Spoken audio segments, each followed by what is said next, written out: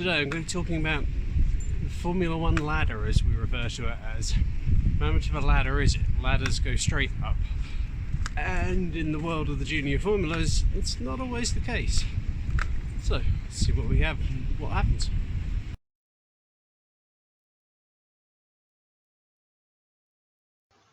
Here we have the F1 ladder as most of us understand it. It's stepping, karting, F4, F3, F2, F1. It makes sense so far. The thing is, at no point does it work like that, because karting, every country has its own national karting championships, and it's almost an independent thing into itself, because by the time people get to about 12, 13, they're now looking at European or World Championships. But then, after competing in World Championships, they're back down to national F4 Championships again, and most countries have got their own F4 Championships. So, following on from that, you've then got divisional, area F3, which might be European, it could be Asian, it could be American. And to add insult to injury, you've then got things like Formula Renault, because Formula Renault originally wanted the European Regional Championship, but then got told no, so they decided they were going to keep Euro Cup anyway as a rival series. So it's exactly the same chassis as the European Regional Championship. So having talked about F3, clearly from here I should be discussing Formula 2, the next step before Formula 1. And, we've had some great drivers coming through there in recent years. George Russell, Lando Norris, Charles Leclerc before that, Alex Albon, of course, Nicholas Latifi for this year, and last year's champions gone on to be in Formula E.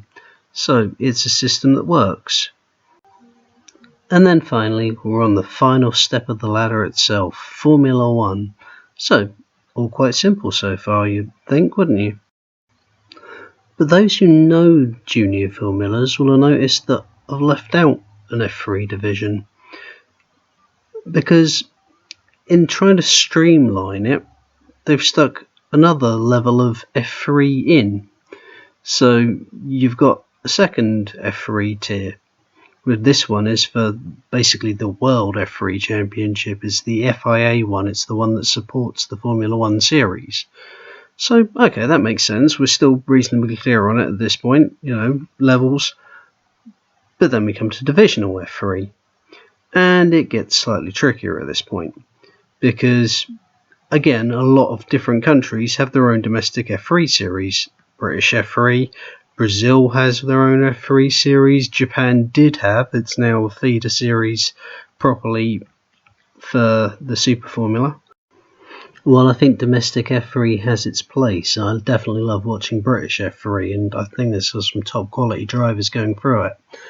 There is an argument that it's turned into the home for drivers who perhaps don't have the budget to be competing in the more mainstream F3 formulas, but that's a discussion for another time.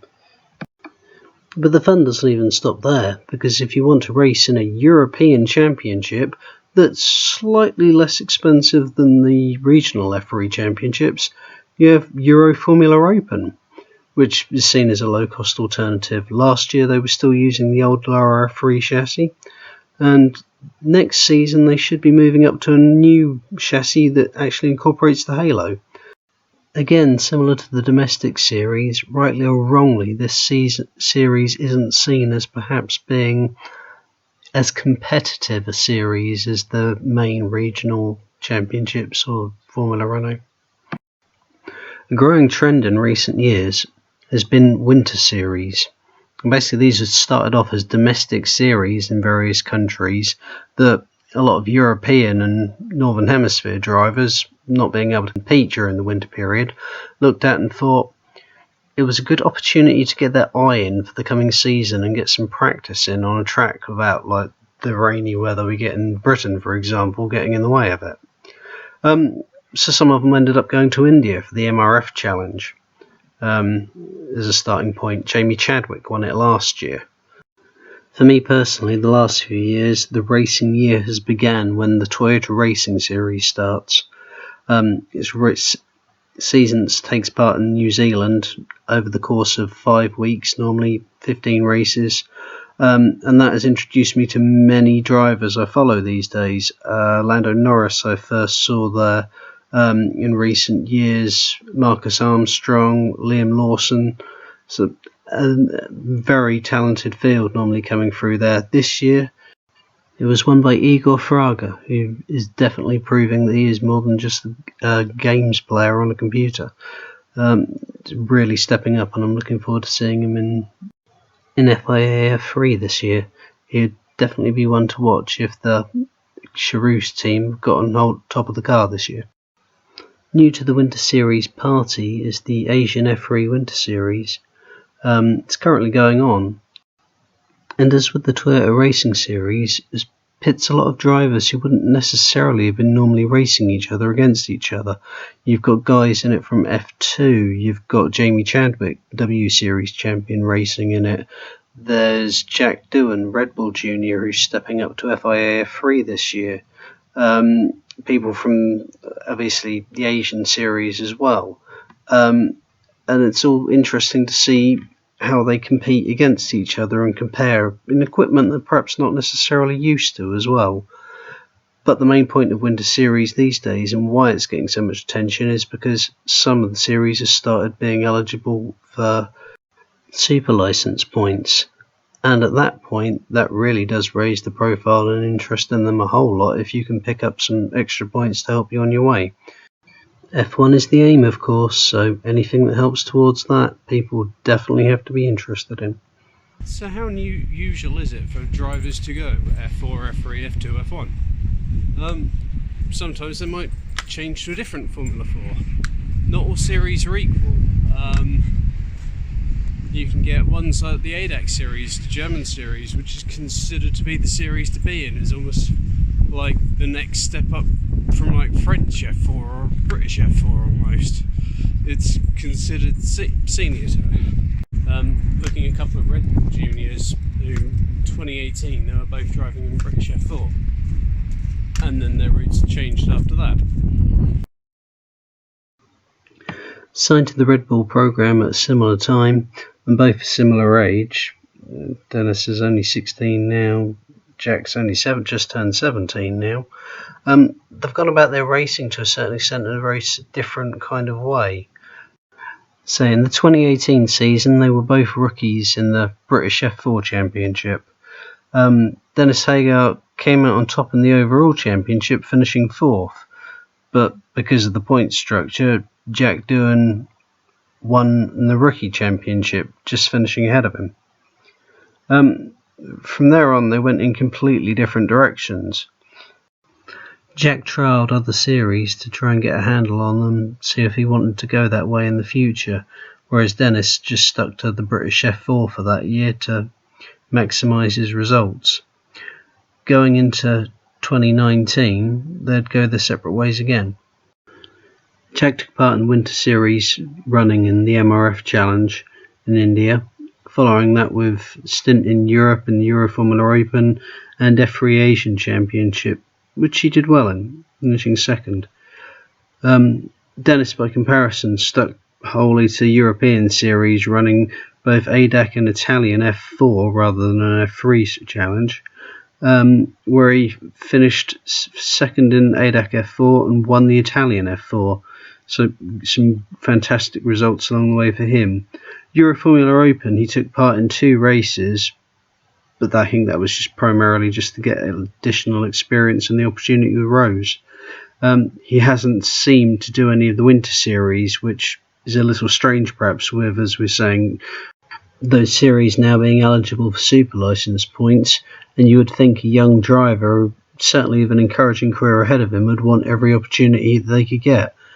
Is there a budget imbalance there, possibly?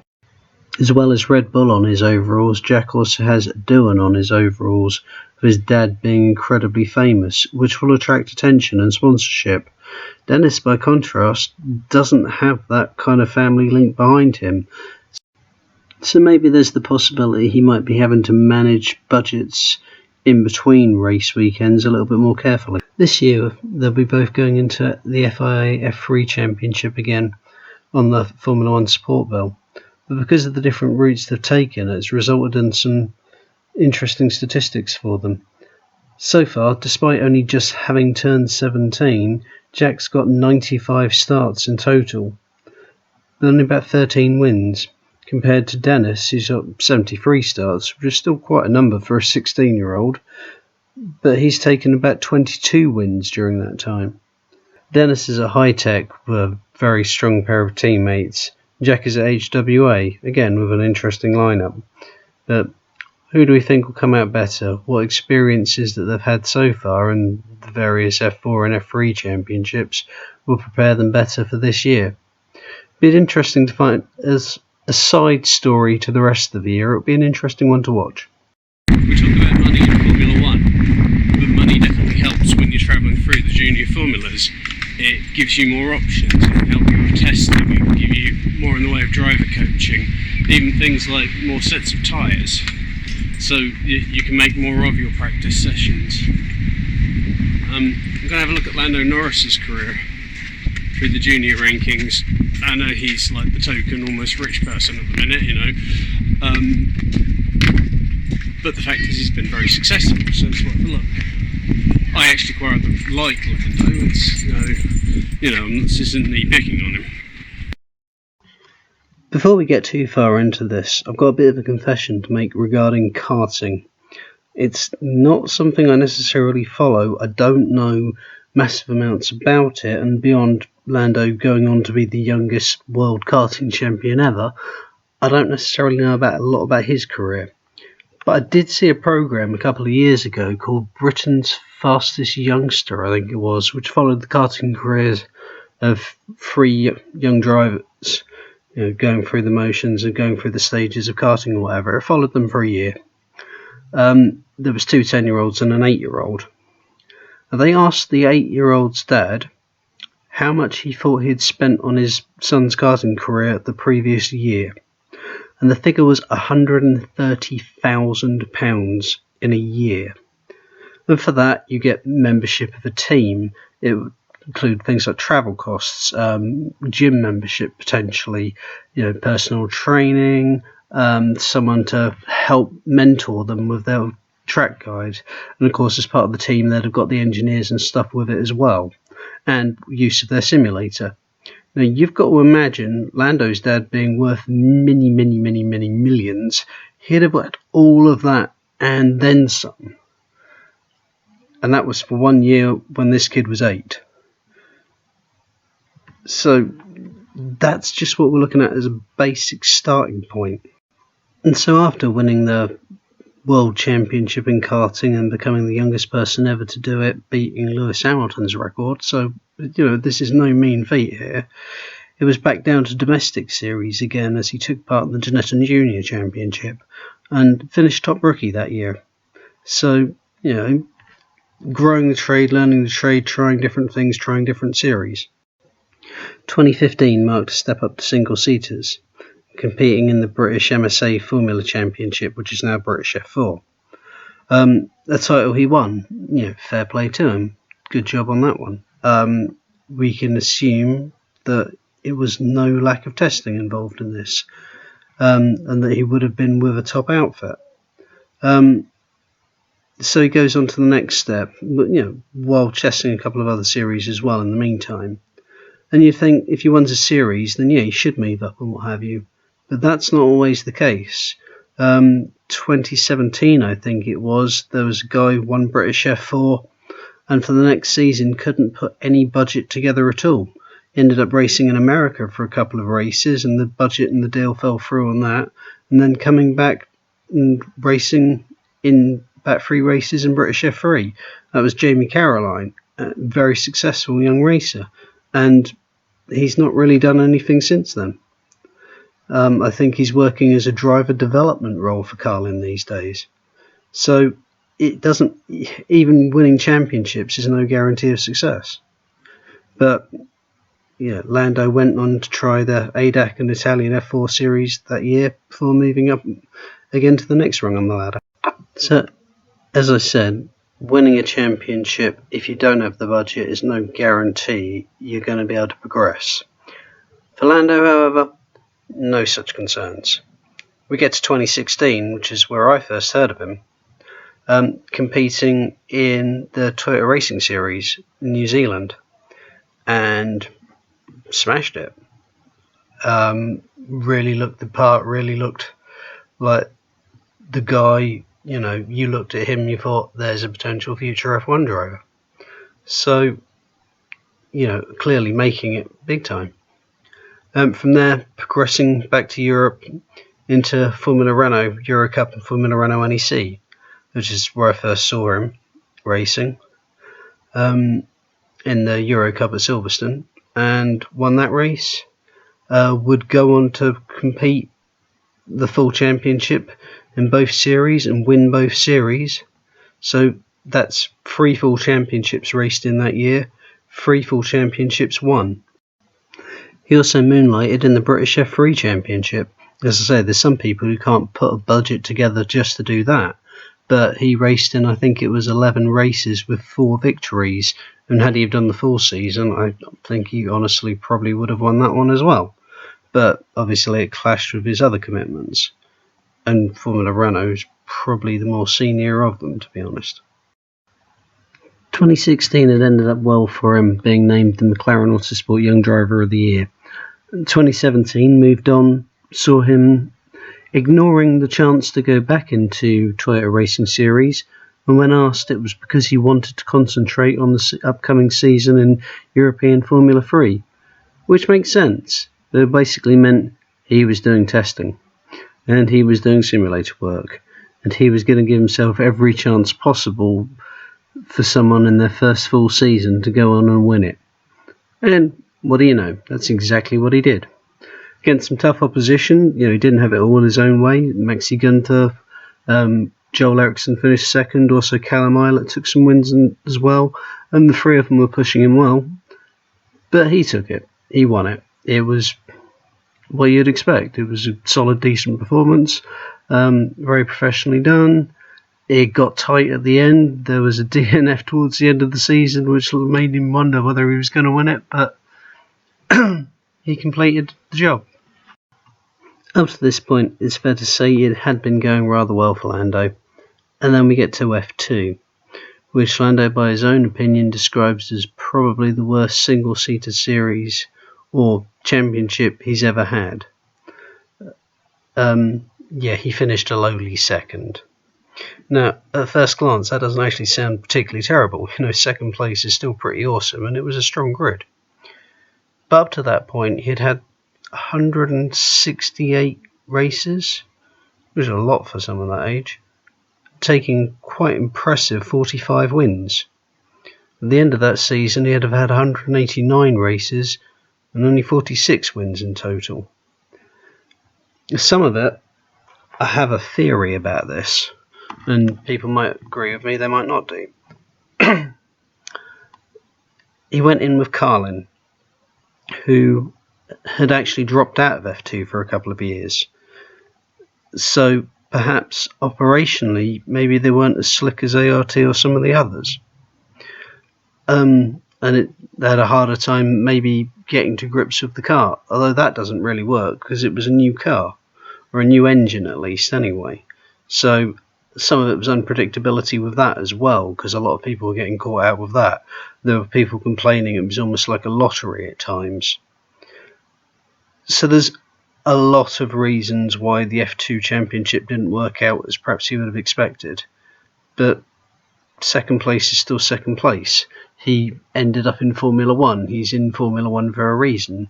Given the car and the equipment and the chance to get used to it, he's very, very good. He has clearly, having listened to him talking about Formula 1 and his races and his performances in Formula 1 in 2019, he clearly has high expectations and high goals of what he can do and will push himself to achieve these things. So, money gave him options, it gave him manoeuvrability. When he won Formula Renault, one of the potential prizes for that was, to become part of the Formula Renault Academy. But because he had enough financial backing behind him, he didn't need to jump onto that one, he could pick and choose what team he may or may not have wanted to be a junior driver in, and he chose McLaren. Red Bull, rumour had it, had come knocking earlier on in his career as well. The point ultimately with Lando is, what did money get him? Anything he needed to turn someone who was already clearly a very talented person into an extremely talented person and give him the tools to do the job. It took the pressure off him in terms of trying to find the financial backing to get through. I know guys, or spoken to guys in British F3 who have been crowdfunding themselves to pretty much get a seat, who've had to do reduced testing, have been going testing with only one set of tyres when other guys have been rocking up, slapping new sets on whenever they wanted. And Lando's never had to worry about that. It's a different level to what probably the majority of drivers in the junior formula are able to play at. And it gives you options.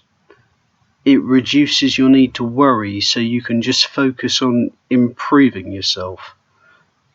And it's obviously worked. It's got him to Formula 1. So you've got to F2. You've had some pretty good seasons. You've got some results, some wins, some podiums and stuff behind you. But the F1 seat isn't there, so where do you go after that? Well, there's now plenty of options, so let's have a look. It became news when Nick Defries ended up going to Formula E because there wasn't space in Formula 1 for him. But he's by no means the first top-flight Formula 2 guy to go there. Alex Albon had been destined for there before Red Bull came knocking back asking if he would like to join them again. This is quite a normal path, really, going into GT racing as well. If there's no seats available in single-seaters, GTs is the next stop, eventually working your way up to World Endurance Championship. And a lot of drivers who share their time in World Endurance Championship also share their time in Formula E or Super Formula, because these series only tend to have 9-10 races maybe a year, so you can cross over championships. And it's a good way of staying as a professional driver. You can earn more than a living out of it, and that's before you get into perhaps IndyCar as well, where you may end up going from at Formula 2.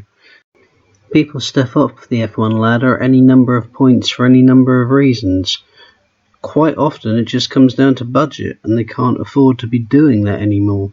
They need to earn a wage instead of having to pay their wage. F1 actually, it cuts both ways as well. You see familiar faces in the various paddocks of IndyCar, Super Formula, Formula E and GTWEC from the world of Formula 1. So rock up in any of them places and you'll see familiar faces. And unlike in the bubble, which is F1, they'll usually be happy to say hi back as well. So thanks for watching, guys. Anyway, as you can tell, I'm clearly still trying to learn my way around all this, and I'm experimenting a little bit with it. But if you'd like to sort of join and follow the journey, then by all means subscribe, and hopefully you'll enjoy the stuff that I managed to put out. In the meantime, some people I'd recommend who I watched include F1 Fanatics, F1 Debate Show, F1 / Reviews, Mark Priestley, Aldas Chainbear, Josh Revel, I got it right that time, F1 Word, Late Breaking, Kids Love F1, Raz on F1, Aidan Millwood, Jonty's Corner, and Tomo F1. And that's me, I'm out of here, laters, bye bye.